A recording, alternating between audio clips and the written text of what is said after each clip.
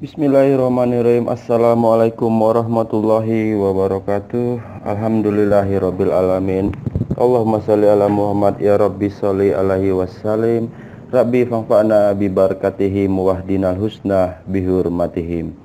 Bapak Ibu yang saya muliakan, terima kasih buat Rumah BUMN Kerinci yang memfasilitasi klinik bisnis online RB Kerinci. Tema kita saat ini berani memulai usaha tanpa takut gagal. Wow, baik Bapak Ibu,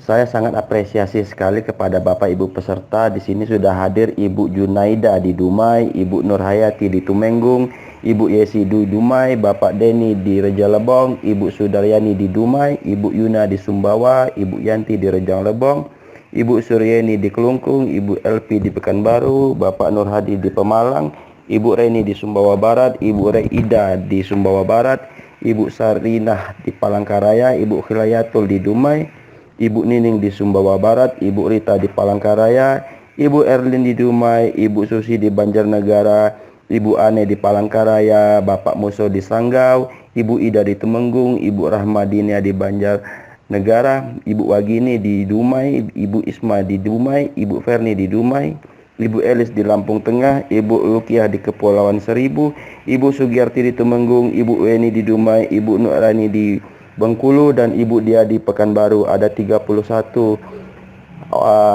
kita yang akan bersama-sama belajar pada tema ini. Saya mendoakan Bapak Ibu yang hadir di sini sukses selalu.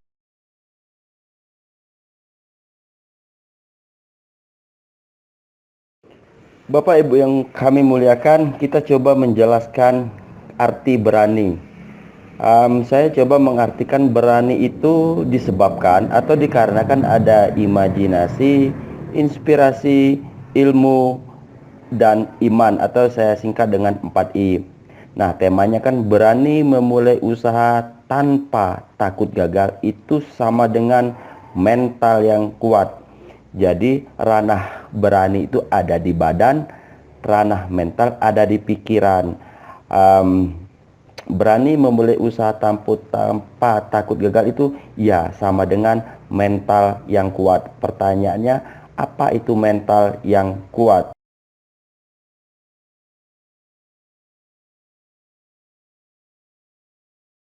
Baik Bapak Ibu, pertanyaannya bagaimana biar berani dengan mental yang kuat? Nah, begini caranya. Untuk kita bisa berani agar mental kuat, kita perlu suatu imajinasi agar terinspirasi sehingga menjadi ilmu pengetahuan dan berdasarkan iman dari keyakinan atau agama kita. Jadi Bapak Ibu, tadi sudah dijelaskan bahwa berani itu pada ranah badan, mental itu ada ranah pada pikiran. Nah, agar bisa berani itu perlu sekali mental yang kuat. Bagaimana untuk mendapatkan mental yang kuat? Kita harus perlu memahami beberapa pengetahuan-pengetahuan, misalnya seperti ini. Untuk mendapatkan imajinasi agar bisa terinspirasi, saya coba Bapak Ibu bisa pahami kalimat-kalimat motivasi berikut ini, sehingga dengan kalimat motivasi ini Bapak memiliki imajinasi dan memiliki pengetahuan sehingga Bapak berani karena mental kita sudah terisi dengan kuat. Oke Bapak Ibu, di sini ada kalimat motivasi. Jadi kalimat motivasi ini sebenarnya juga untuk saya sendiri dan juga bisa dipakai oleh Bapak dan Ibu untuk membuat suatu mental. Jadi mental itu adalah pengetahuan sebenarnya. Ketika kita mengetahui sesuatu itu sudah jelas dan benar, rasanya mental kita akan kuat. Nah, ketika mental kita kuat, maka kita akan berani. Jadi di sini ada kalimat, ada saatnya di mana usaha yang kita lakukan hari ini akan berhasil. Yang penting teruslah berusaha, jangan berhenti. Kata kuncinya jangan berhenti. Karena Allah akan meningkatkan derajat umatnya kalau umatnya mau meningkatkan kualitas dirinya. Artinya di sini saya mau mengingatkan kepada Bapak Ibu, jangan lupa pada pencipta kita atau Tuhan berdasarkan keyakinan agar selalu dilibatkan pada awal-awal melakukan bisnis. Karena tanpa ada berkah dan hidayahnya, kita juga susah untuk mendapatkan rahmat apa yang akan kita cita-citakan. Nah, lanjut pada kalimat kedua. Di sini ada kalimat yang susah dipahami, tapi saya akan mencoba menyederhanakan. Jadi katanya adalah kelas menengah membeli produk, kelas atas membeli sugesti. Begini maksudnya, kalau kita itu bisnis yang biasa, itu kan kita kan membeli produk kita jual lagi, artinya hanya adalah selisih dari harga beli dengan harga jual, itulah untung kita. Tetapi bagi mereka yang sudah sukses, itu tidak lagi membeli produk. Mereka yang sukses atau yang ingin sukses, cobalah berani membeli sugesti. Artinya begini, sugesti itu artinya sama dengan arahan. Jadi maknanya begini, kita berani membeli arahan kita sendiri. Wow, membeli arahan sendiri. Jadi begini maknanya, kita berani membeli arahan kita sendiri. Kita berani membeli pandangan kita sendiri. Karena pandangan kita itu besar, karena arahan kita itu besar, maka kita menggunakan banyak orang untuk mendukung apa yang kita sugestikan, apa yang kita arahkan, atau yang kita pandangan. Jadi itu lebih luar biasa lagi. Jadi beranilah kita untuk membeli apa yang menjadi arahan atau sugesti kita. Jadi itu maksudnya, kita tidak lagi hanya membeli produk, tapi kita berani membeli mimpi kita dengan dibantu oleh orang banyak.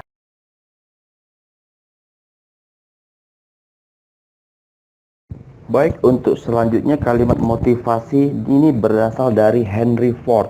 Henry Ford ini adalah pendiri perusahaan mobil di Amerika yang sampai saat ini masih tetap hadir, dan perusahaan ini sangat besar. Jadi prinsip Henry Ford mengatakan, saat gagal, kamu hanya perlu memulai lagi dengan cara yang lebih cerdas. Nah, artinya di sini bahwa kalau kita gagal, pasti kita akan berpikir di mana kegagalan itu, kenapa kegagalan itu, dan bagaimana tidak menjadi gagal. Nah, ketika kita berpikir bagaimana tidak menjadi gagal, itu adalah kecerdasan. Jadi, setiap kegagalan pasti memunculkan kecerdasan, dengan catatan jangan pernah menyerah. Baik Bapak Ibu, kita coba melihat inspirasi dari Bob Sadino. Beliau mengatakan, keberhasilan itu adalah sebuah titik kecil yang berada di puncak segunung kegagalan. Wow, jadi keberhasilan itu hanya kecil, tapi posisinya di puncak segunung kegagalan. Penjelasannya, kata beliau, kalau mau sukses, carilah kegagalan sebanyak-banyaknya. Wow, this is crazy thinking, but Bob Sadino is a successful people to business.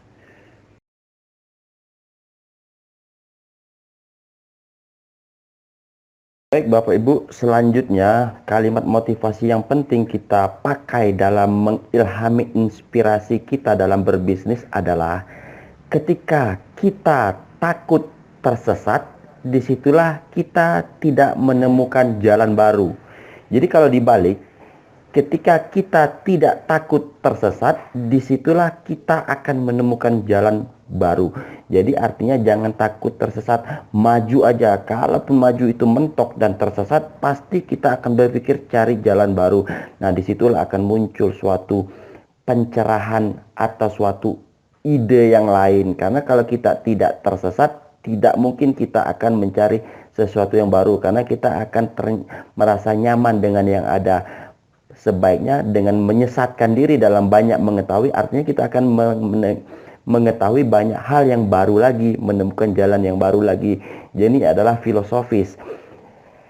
Kalau kita tidak tersesat, kita tidak akan menemukan jalan baru. Jadi maknanya itu bisa kita pahami sebagai semangat.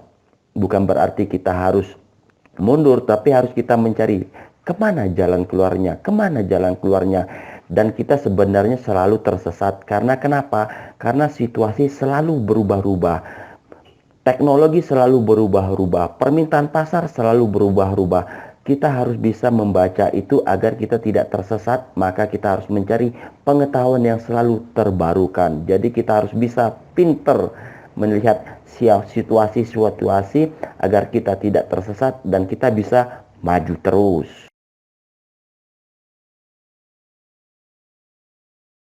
Oke Bapak Ibu, kita lanjut lagi pada kalimat motivasi selanjutnya. Di sini dijelaskan, jangan pernah menyerah ketika berusaha. Kita harus tahu satu hal yang tidak pernah berkhianat adalah usaha dan hasil. Jadi ini sudah suatu ketetapan. Kalau kita bekerja keras, pasti hasilnya akan luar biasa. Jadi untuk bisa berhasil luar biasa itu kita jangan menyerah, walaupun gagal maju lagi, gagal maju lagi. Yakinlah bahwa usaha tidak pernah akan membohongi hasil, karena itu sudah seperti hukum alam. Itu setara dengan 1 tambah 1 sama dengan 2. Jadi usaha tambah usaha itu pasti hasil, hasil, hasil. Jangan menyerah dan teruslah bekerja, bekerja, bekerja. Selanjutnya kita coba melihat motivasi dari negarawan dan dari para pebisnis besar.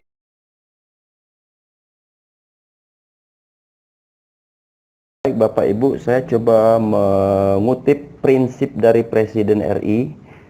Beliau mengatakan hidup adalah tantangan, udah pasti itu.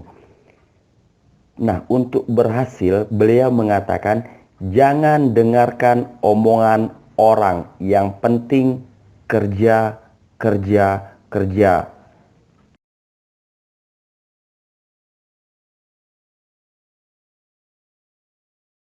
Selanjutnya kita coba melihat pola pikir Ibu Susi Pujiastuti, mantan Menteri Kelautan dan pengusaha sukses. Beliau berkata, orang yang meraih kesuksesan tidak selalu orang pintar, tapi orang yang meraih kesuksesan adalah orang yang gigih dan pantang yang menyerah.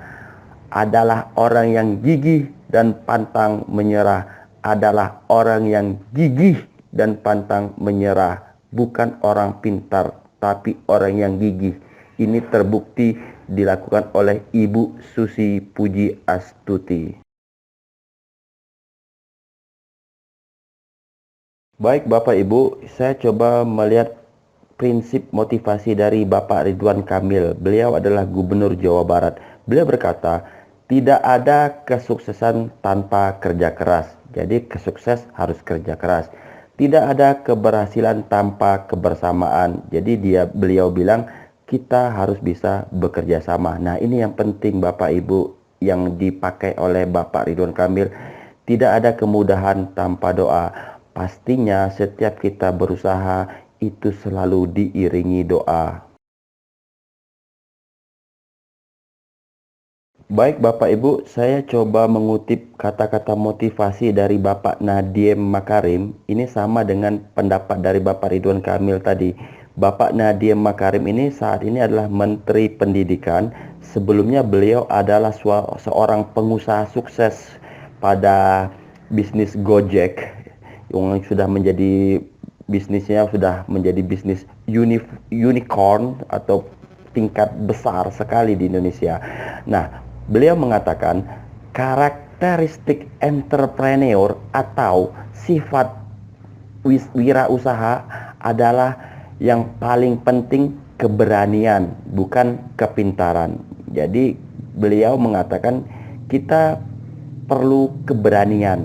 Kalau untuk kepintaran bukan untuk menjadi hal yang paling penting. Berani dulu baru kita bisa melakukan kesuksesan.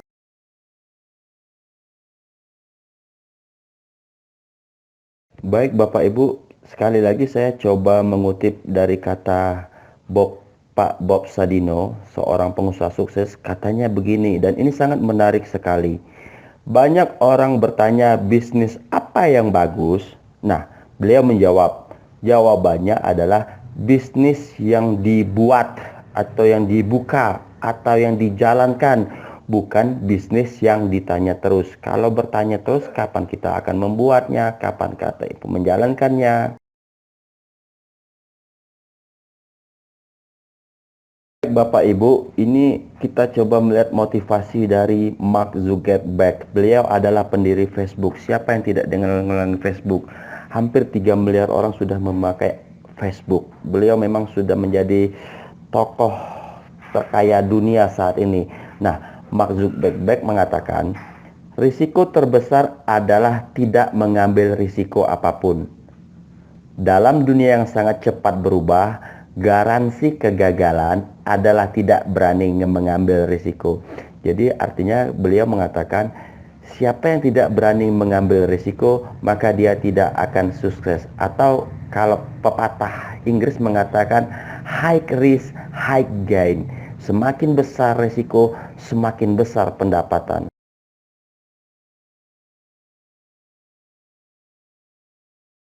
Bapak Ibu, akhirnya terima kasih sudah selesai. Ada beberapa kalimat motivasi di atas tersebut. Jangan lihat siapa yang menjadi bicaranya, tapi lihat apa yang menjadi pikirannya. Dan silakan Bapak Ibu jadikan semangat, jadikan motivasi, jadikan darah juang, jadikan seperti keberanian. Karena mereka-mereka yang memberi kalimat-kalimat tersebut adalah mereka-mereka yang sudah sukses. Pertanyaannya, mengapa mereka sukses? Kenapa kita tidak sukses? Itu karena kita tidak memiliki mental seperti mereka. Kok bisa mereka bisa memiliki mental yang kuat? Kok kita tidak bisa memiliki mental yang kuat? Di mana bedanya? Tidak ada perbedaan kita dengan mereka. Dia memiliki 2 mata dan 2 tangan, 2 kaki. Kita juga memiliki 2 tangan, 2 kaki, dan 2 mata. Kok mereka bisa? Kok kita tidak bisa? Karena kita tidak punya mental. Mental itu didapat dari pengalaman dan pengetahuan. Semakin banyak pengetahuan, semakin banyak pengalaman, semakin kuat mental, dan maka akan semakin berani dan tentunya akan semakin berhasil dan sukses. Come on, Bapak Ibu, janganlah untuk selalu pesimis, selalulah optimis. Bangun pagi hari, bangun bisnis. Bangun pagi hari, bangun bisnis. Maka kita akan sukses di hari nanti. Terakhir saya sampaikan doa kepada Bapak dan Ibu yang mendengar ini. Semoga Tuhan memberikan kita semua kekuatan untuk menjalankan bisnis. Amin, amin, ya robbal alamin. Billahi taufik wal hidayah. Wassalamualaikum warahmatullahi wabarakatuh. Saya serahkan kembali ke Pak Rido. Terima kasih Pak Rido.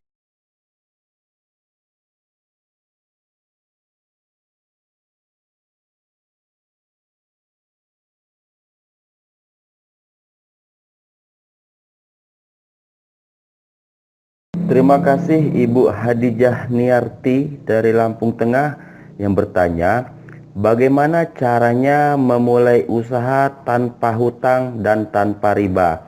Jadi saya teringat ada kalimat bijak ini ya Ibu ya. Begini caranya Bu, jangan berpikir bagaimana uang untuk membuat usaha, tapi berpikirlah apa usaha untuk bisa menjadikan uang. Jadi artinya kalau kita bisnis tanpa hutang, tanpa riba, kita pola pikirnya kita rubah. Jangan uang untuk bisnis atau uang untuk usaha, tetapi berpikirlah apa yang bisnis bisa menjadi uang, apa yang membuat usaha menjadi uang. Bapak Ibu, ini ada pertanyaan dari Bapak Denny Agung Wiranata, Rejang Lebong. Waalaikumsalam Bapak. Izin bertanya, saya baru memulai usaha kopi bubuk dan green bean. Alhamdulillah peminat dari kopi saya lumayan ada, tetapi saya terkenal pada izin usaha seperti PIRT sehingga tidak berani mempasarkan produk saya secara luas dan galma, sehingga pangsa pasar saya tidak terlalu luas. Saya juga belum memendarikan diri untuk usaha, takut jika nanti usaha telah keluar tetapi usaha saya berhenti di tengah jalan.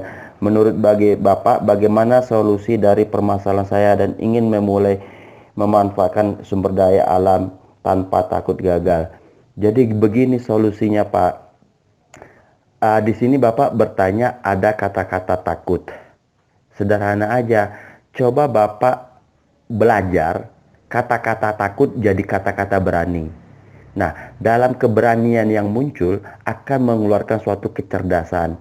Jadi Bapak ini kan takut ranahnya karena Bapak belum memulai. Kalau Bapak sudah memulai, rasanya takut itu akan berkurang. Jadi ini ranahnya ranah belum terjadi. Bapak ranah belum terjadi, Bapak sudah memiliki pemahaman yang uh, rasanya akan menjadi negatif maksudnya. Nah, jadi artinya hapus kata-kata takut karena itu ranahnya di masa depan, ranahnya di belum terjadi. Cobalah Bapak melangkah dan terus melangkah. Rasanya ketika terus Bapak melangkah, Bapak akan menemukan inspirasi yang akan menggugurkan rasa takut Bapak. Karena ketika Bapak melangkah, Bapak berjalan, Bapak akan menemukan pengetahuan, jaringan, dan informasi sehingga dasar ketakutan Bapak akan terkikis menjadi habis. Oke, Bapak jangan takut, berdoa karena ada Tuhan. Kegagalan itu biasa, semakin gagal semakin sukses. Tidak ada segala sesuatu yang instan. Thomas Alva Edison, penemu listrik, itu memiliki kegagalan 1000 kali baru menemukan lampu. Jangan takut Bapak, teruslah melangkah berjalan. Waalaikumsalam, Ibu Yunaningsih, Sumbawa Barat, yang bertanya, bagaimana kita mengatasi apa yang kita rencanakan tidak sesuai dengan hasil yang kita dapat? Dan apakah rencana untuk memajukan usaha kita harus dibuat sebelum kita mulai? Ini menarik, Ibu. Jadi ada dua jawaban. Yang pertama, saya mencoba menjawab dengan manajemen, dengan ilmu manajemen. Jadi pertanyaannya, kita mengatasi rencana yang tidak sesuai dengan yang kita dapat, itu kita melakukan monitoring atau evaluasi. Jadi rencana kita buat, kita jalan, kita monitoring, kita evaluasi. Kalau ada tersendat, kita perbaiki dan terus kita perbaiki. Jadi sehingga bisa terwujud rencananya menjadi harapan. Nah, yang saya menjawab dengan model kedua ini, saya mencoba menjawab apa yang disampaikan oleh Pak Bob Sadino. Beliau mengatakan bahwa dalam bisnis pemula, dalam dunia bisnis, buang jauh-jauh rencana. Wow, gila Pak Ibu, yang disampaikan bos ini, katanya jangan gunakan rencana, lakukan saja karena rencana itu adalah racun, kata beliau. Karena semakin banyak rencana, semakin kita menjadi pesimis. Artinya jalankan saja. Nah, jadi kalau yang menurut pendapat Bapak Bob Sadin ini benar. Kalau kita baru memulai usaha, kita hanya berbuat rencana-rencana, kapan kita mau melakukannya? Yang lebih baik jalankan aja. Nanti kalau ada terjadi kegagalan, evaluasi. Jadi apakah rencana untuk memajukan usaha kita harus dibuat sebelum kita mulai? Kalau untuk bisnis pemula, tinggalkan rencana, jalankan saja. Terima kasih, Ibu. Waalaikumsalam, Ibu Junaida Dumai. Pertanyaannya, bagaimana cara kita untuk menarik perhatian orang yang banyak supaya produk kita benar-benar punya kualitas dari produk yang lain walaupun jenis produknya banyak yang sama. Nah, Ibu, saya akan mencoba menjawab dari sisi manajemen pemasaran. Jawabannya, bagaimana kalau produk kita bisa memiliki perhatian orang banyak, itu promosi, Ibu, Bapak. Jadi promosilah. Saya contoh kasus saya begini. Ini saya coba inspirasi dari seorang bisnis YouTuber misalnya. Kan sekarang sudah banyak menjamur YouTuber. Kan banyak juga orang membuat YouTuber. Tapi dia baru bagaimana dia bisa YouTubernya meningkatkan subscribe atau jam tayang sehingga bisa dimonetisasi atau diuangkan, dibayar oleh Google. Nah, YouTuber itu selalu melakukan kegiatan upload videonya atau kontennya itu setiap hari sekali. Artinya kalau dalam setahun atau taruhlah 6 bulan ada 170-an videonya. Nah, itu kan akan membuat orang akan lama-lama makin tahu, makin kenal, makin menyebar. Seperti kita lihat seperti Nadiem Makarim. Dia itu dulu Gojek. Dulu Gojek itu memang tidak ada pesaing dan hanya terkenal di Jakarta, tapi karena terus dia promosi akhirnya ya bisa dia menjadi terkenal. Atau contoh lainnya begini, Kita tempat kita tinggal kita tuh siapa yang tidak kenal dengan ayam goreng? Di mana-mana pasti orang ayam goreng dan itu sudah sangat pasaran sekali. Tetapi kenapa California Fried Chicken, CFC juga ayam goreng bisa mendunia, padahal setiap dunia ada ayam goreng, tapi dia bisa menguasai pasar karena dia selalu promosi. Jadi kata kuncinya jangan pernah berhenti promosi. Kalau bisa sehari 3 kali promosi itu, insya Allah lah, semakin tinggi promosi semakin tinggi pendapatan, itu sudah normatif dan hukum alam, Ibu. Baik, Ibu Suryeni di Kelungkung yang bertanya langkah-langkah atau tips untuk menjaga loyalitas pelanggan terhadap produk kita. Jadi bagaimana menjaga kesetiaan pelanggan terhadap produk kita. Coba saya menjelaskan dari sisi manajemen pemasaran. Dalam sisi manajemen pemasaran ini ada namanya variabel kualitas pelayanan atau service quality. Jadi Ibu, bagaimana kita menjaga loyalitas pelanggan? Yang pertama, penjual atau tenaga kerja dalam yang bidang pemasaran itu pertama kali harus santun, ramah dan empati. Di sisi lain juga berpenampilan baik, karena pengunjung itu kalau kita tuh empati, merasa peduli dengan mereka, santun sama mereka, ramah dengan mereka, rasanya dia akan mau kembali lagi karena lingkungan yang kita ciptakan itu membuat kenyamanan konsumen. Di sisi lain juga kualitas produk kita juga terus dijaga. Tetapi kalaupun kualitas produk kita itu bagus, tetapi pelayanan kita itu tidak nyaman, rasanya konsumen akan berlari ke tempat yang lain. Walaupun kualitas produknya tidak sebagus kita, tetapi kalau pelayanannya yang ramah, mereka pasti akan ke sana. Nah, di sisi lain juga ada yang namanya assurance atau jaminan bahwa produk yang kita buat itu bermutu. Dan jangan lupa, ya ada juga yang namanya promosi. Artinya begini, kenapa tidak kita memberikan tag gift atau hadiah kecil-kecilan untuk mengikat konsumen kita. Jadi bagi pelanggan yang sudah sering belanja, kenapa tidak kita berikan sedikit hadiah kecil, atau kita memberikan ucapan selamat pada hari-hari besar dia atau ulang tahun dia.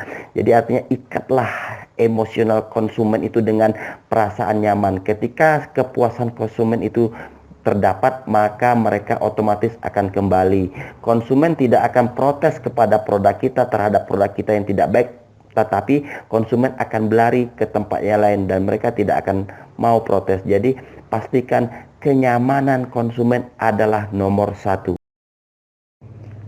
Oke, Ibu Nur Aini Bengkulu, yang ditanyakan adalah kendala setiap penjualanku selalu jatuh bangun. Bagaimana biar setiap kendala yang aku selalu sabar, ikhlas, menitinya pelan, rasanya lemas, lesu, keluh jatuh usahaku, mohon solusinya. Jadi begini Ibu Nur Aini Bengkulu, tidak ada segala sesuatu itu yang instan. Semuanya itu mengalami proses. Lebih bermasalah lagi kalau Ibu melakukan bisnis yang lain dan Ibu meninggalkan bisnis yang sebelumnya karena Ibu lesu. Itu menjadi masalah besar bagi pebisnis. Mereka cepat jenuh sehingga melakukan bisnis baru. Jenuh, bisnis baru, akhirnya tidak ada yang terjadi. Konsisten aja Bu, walaupun Ibu jatuh bangun, walaupun Ibu lesu, tetapkan itulah bisnis Ibu, fokus saja. Karena begini Bu, kalau dalam keyakinan, Tuhan itu menguji, di mana ada kesabaran, di situ ada jalan. Nah, oke, mungkin Ibu bisa sabar, tapi bagaimana kesabaran Ibu itu bisa bertambah kuat? Silakan Ibu cari pengetahuan, silakan Ibu baca-baca kalimat-kalimat penting, kalimat-kalimat bijak. Kalau Ibu lesu, itu kan yang membuat Ibu sendiri, yang mengakibatkan Ibu bisa jatuh. Nah, yang mengendalikan adalah pikiran kita. Coba kita balik pikiran kita. Kenapa saya jatuh? Karena mungkin saya belum siap. Tidak ada Ibu, kita harus selalu maju terus. Jadi artinya kesimpulannya bahwa mungkin Ibu sedikit lagi, terus saja Bu. Ibarat kita mendorong sesuatu itu mungkin berat, tetapi kalau kita terus menerus, dia akan terdorong. Mengingat filosofis seperti itu. Seperti ini Bu, kalimat filosofisnya. Batu yang karang itu tidak akan bisa pecah kalau ditumbuk dengan benda yang keras. Tetapi batu karang di laut itu bisa berlobang karena tetesan air. Artinya gigih, gigih, gigih. Bangun terus bisnis tiap pagi. Jangan lupa berdoa dan bersedekah.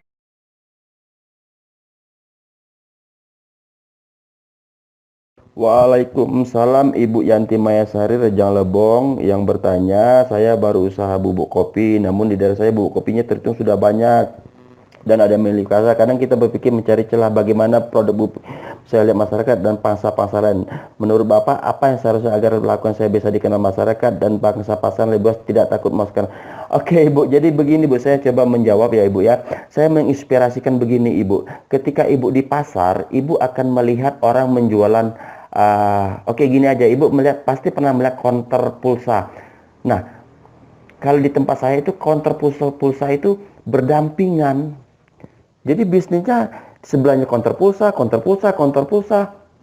Kan itu rasanya akan membuat persaingan. Tetapi kenapa dia berani membawa pulsa itu jadi pertanyaan berpikir Ibu lah. Dia aja pulsa aja berdampingan dia berani. Nah, saya coba menginspirasi yang begini. Yang pertanyaan Ibu bagaimana meningkatkan pangsa pasar di sementara lain banyak usaha yang udah begini Ibu, Toyota pada tahun 1960-an masuk pasar ke Amerika itu tidak bisa langsung ke jantungnya di New York karena di sana ada Ford. Tetapi kenapa saat ini Toyota bisa masuk ke Amerika? Mereka mengambil di daerah-daerah yang belum ada pasarnya. Jadi Toyota itu masuk ke daerah-daerah kecil untuk mempromosikan promosinya. Karena dia tahu kalau dia masuk ke pangsa pasar yang besar atau ke pangsa Ford, pastilah dia tidak akan laku jualan. Makanya dia mengambil daerah yang kecil-kecil dan akhirnya sekarang dia menjadi pusat bisnis yang terbesar di New York untuk masalah mobil. Nah, jadi Ibu juga melihat pasar-pasar mana saja yang belum dimiliki oleh kantong-kantong pesaing Ibu. Jadi Ibu memahami geografi bisnis Ibu. Jangan masukkan kopi yang sudah ada punya mereka langganan. Silakan Ibu cari wilayah-wilayah yang belum ada masuk dan pastinya Ibu tetap gigih, sabar dan ikhtiar karena usaha tidak akan membohongi hasil. Baik Ibu Weni Dumai, waalaikumsalam. Jadi pertanyaannya apa yang saya lakukan agar percaya diri bahwa olahan minum dan keripik saya bisa diterima konsumen. Kedua, konsumen sebenarnya komennya hanya sedikit, tapi saya gak percaya diri untuk memberi tester konsumen. Mohon pencerahannya. Jadi begini Ibu, saya coba inspirasi kepada bisnis minuman Coca-Cola. Dulu kan di Amerika, tapi sampai di pelosok desa di Indonesia itu Coca-Cola itu pun ada. Kok bisa dia? Padahal hanya satu varian. Jadi solusinya Ibu, agar Ibu bisa diterima oleh konsumen, Ibu melakukan bisnis namanya bisnis infansi. Atau bahasa lainnya, silakan Ibu membuat cabang-cabang di tempat lain. Sehingga Ibu bisa populer atau konsumen akan banyak mengenal. Kenapa tidak Ibu membuat, misalnya Ibu punya cabang di sini, coba berpikir untuk tahun depan membuka cabang lagi, sehingga Ibu bisa cepat. Artinya bisnis Ibu ini sudah 5 tahun, sudah saatnya Ibu harus membuka cabang.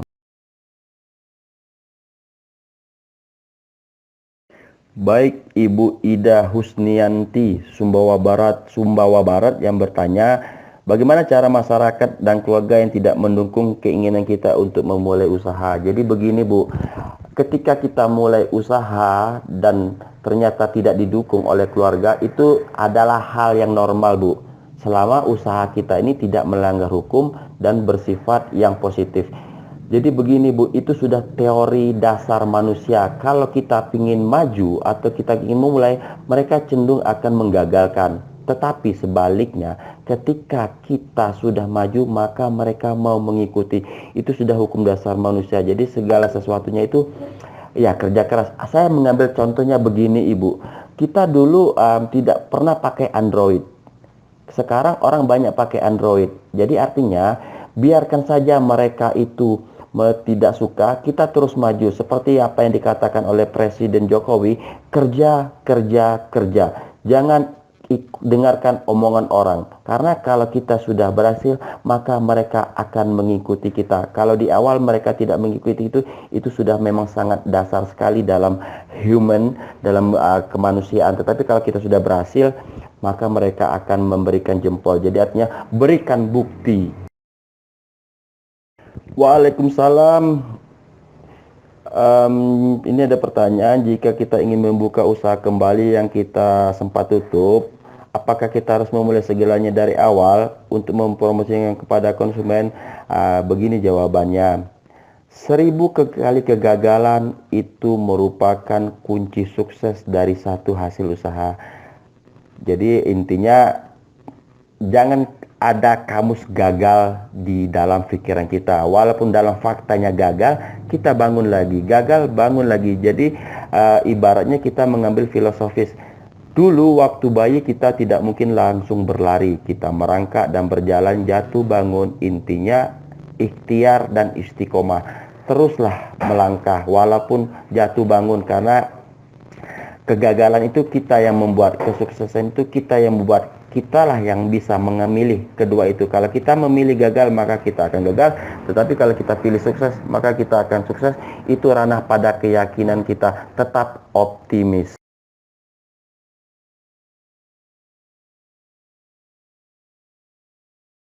Baik, dari Nur Hadi Pemalang bertanya, kegagalan usaha merupakan pukulan berat, bahkan bisa menimbulkan rasa putus asa untuk memulai bisnis. Bagaimana cara mengatasi proses? Bapak Ibu, jadi solusinya adalah kita mengambil filosofis dari berenang. Dulu saya berenang itu pasti kalau tidak airnya masuk kuping, masuk hidung, atau terminum. Tetapi saya berenang lagi, masuk kuping, masuk hidung, masuk telinga. Akhirnya saya bisa berenang dan tidak masuk kuping, tidak masuk hidung karena sudah punya keahlian. Jadi memang wajar di awal kita itu mengalami stres berat, tetapi dari stres berat itu membuat pikiran kita akan berpikir kenapa ini terjadi, dan pasti kita mencari solusi. Nah, teruslah berjuang, karena akan semakin kita terus mencari pengetahuan, kita akan menambah pemahaman. Jadi artinya kita tidak akan stres. Wajar saja kalau di awal-awal segala itu stres itu ada, karena itu manusiawi. Tetapi imanlah yang mengendalikan kita, karena ada ilmu yang bisa kita gunakan untuk menjalaninya step by step. Jangan berhenti di tengah jalan. Kalaupun terjadi kesesatan, carilah jalan baru. Intinya selalu bangun pagi dan bangun bisnis. Oke, Ibu Khadijah Niarti Lampung Tengah bertanya penjelasan alur pembuatan PIRT halal dan hak paten atas nama usaha. Mungkin pertama kali harus dibuat adalah PIRT. Untuk PIRT ini Bu, kalau kita di Kerinci menemui dinas kesehatan, dia akan memberikan informasi tentang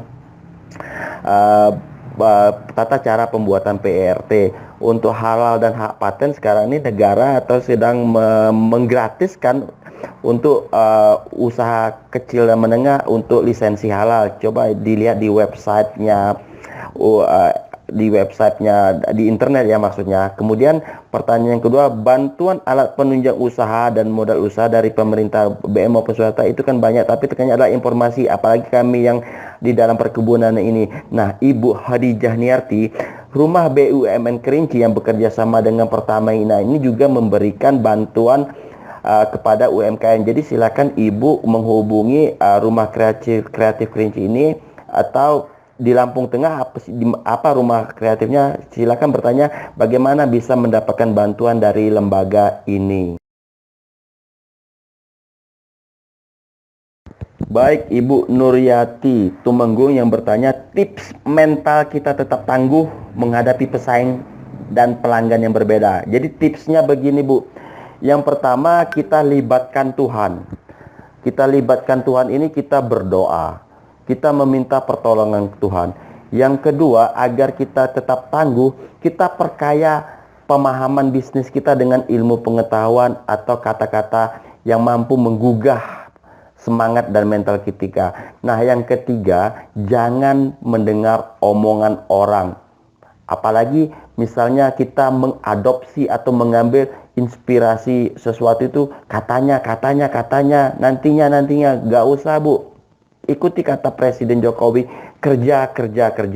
Nah, terus optimis, bangun pikiran positif dari pakaian kita. Yang paling susah itu bukan mengalahin musuh Bu. Kalau kita mengalahi musuh, itu kan nampak di depan kita. Musuh yang paling susah itu adalah mengalahkan diri kita sendiri. Artinya dalam pemikiran kita itu ada dua pikiran negatif dan pikiran positif. Nah, bisa nggak kita menggagalkan pemikiran negatif itu dan memunculkan pemikiran positif itu? Ya bisa, karena kita selalu berpikir positif. Tetapi kalau seandainya dalam pikiran kita masih ada benak aduh takutnya begini, waduh takutnya gitu, itu kita masih kalah terhadap diri kita sendiri. Jadi cobalah untuk memenangkan dalam hati dan pikiran kita itu pikiran-pikiran yang positif agar kita tetap menjaga semangat. Kalau kita juga menggunakan kalimat negatif, maka disitulah kita akan mulai menjadi gagal.